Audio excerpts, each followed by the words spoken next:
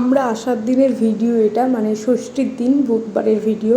তো যেহেতু সেদিন ষষ্ঠী ছিল আর মা ষষ্ঠী পুজো দিতে গেছিলো, তো আমাদের বাড়ি এসেছিলো সেদিন যাওয়ার আগে।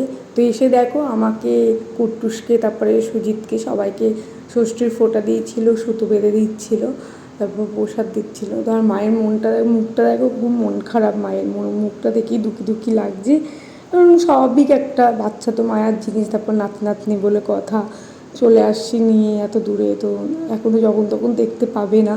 এই বাড়িতে আসার পরেও যখন মন খারাপ করতো চলে আসতো, কিন্তু এখন সেটা দূরে হয়ে যাচ্ছে, হচ্ছে না। তো ওদের স্বাভাবিক মন খারাপ ওদের। তো দেখো মা প্রসাদ দিয়ে দিলে, আমি প্রসাদ নিয়ে নিচ্ছি। আর তারপরে আমরা রেডি হয়ে যাব, যেহেতু আমাদের ট্রেন বিকেলে ছিল, দুপুর বেরোতে হয়েছিল। আর গরম তো সেই ছিল, মানে এত বীভৎস গরম, মানে বেরোতেই ভয় লাগছে। মা কুট্টুসকে প্রসাদ খাইয়ে দিচ্ছে, আর ও এত, মানে টিপটা দেখো, টিপটা পড়ানোর সময় এত নড়ছিল, টিপও পড়তে চায় না, তো গুরুর কাছে টিপটা পড়ে গেছে যাকে। তো এবার আমরা বেরোবো, সবাইকে প্রণাম সেরে নিচ্ছি।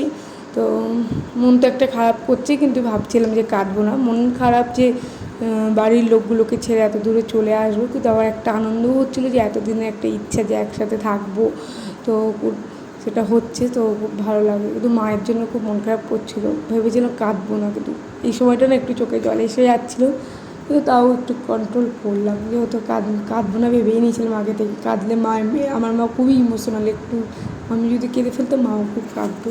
আর কুট্টুসকে দেখো, ও খুব খুশি, মানে বুঝতেই পেরেছে যে কোথাও মানে ঘুরতে বেরিয়েছি, আর ও বাইরে বেরোতে পারলে তো খুবই খুশি হয়।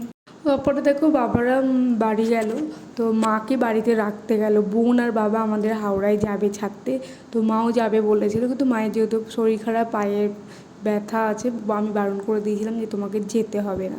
তাই মা আর কে রেখে এসে বাবারা আর বোন এসেছিলো। তো দেখো এখানে স্টেশনে আমার ছোটো পিসি আর বোনও এসে গেছে কুট্টুসকে দেখতে, যেহেতু আর মানে এখন লম্বা দিন দেখতে পাবে না। হাওড়া যাওয়ার জন্য আমরা ট্রেন পেয়ে গেছিলাম। দেখো দুপুরবেলা প্রচণ্ড গরম ছিল সেদিন। আর দেখো কুট্টুসও দাদুর কোলে খেলা করছে।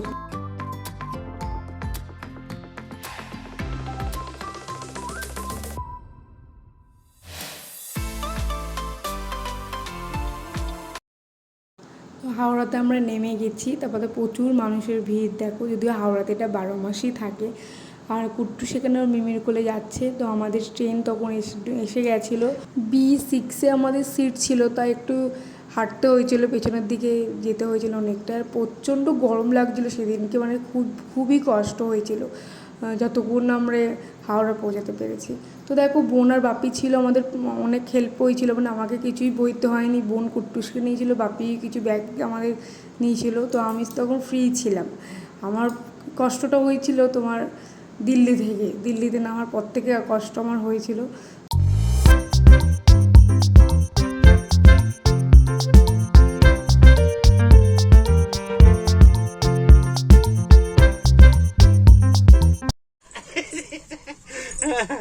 ভালো লাগে ওরকম করতে হবে, হ্যাঁ?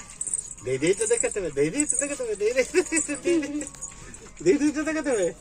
বাবলে কি বমাতি করবে না, একদম বমাতি করবে।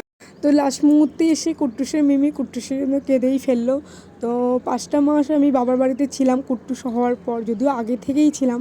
তো এই 5 মাস ধরে কুট্টুসের যাবতীয় কাজ, কুট্টুসকে চান করানো, খাওয়ানো, এভরিথিং সব কিছু ওর মিমিই করতো। তো সেই জায়গায় ওর কষ্টটা তো চূড়ান্ত হবেই। এই বিষয় নিয়ে আমি আর কিছু বেশি বলবো না, কারণ আমি নিজেকে এখন কন্ট্রোল করতে পারবো না। তো তোমরা সবাই বুঝতেই পারছো ব্যাপারটা। বোন আর বাপি নেমে গেল, তো ওই সময়টা খুবই কষ্টকর সত্যি। ওদের জন্য খুবই মন খারাপ করছিল। তো দেখো তারপর আমাদের ট্রেন ছেড়ে দিয়েছে। আর কুট্টুসকে যেহেতু ঠান্ডা ছিল এসির মধ্যে, ওকে হালকা একটা ড্রেস পরিয়ে দিয়েছিলাম।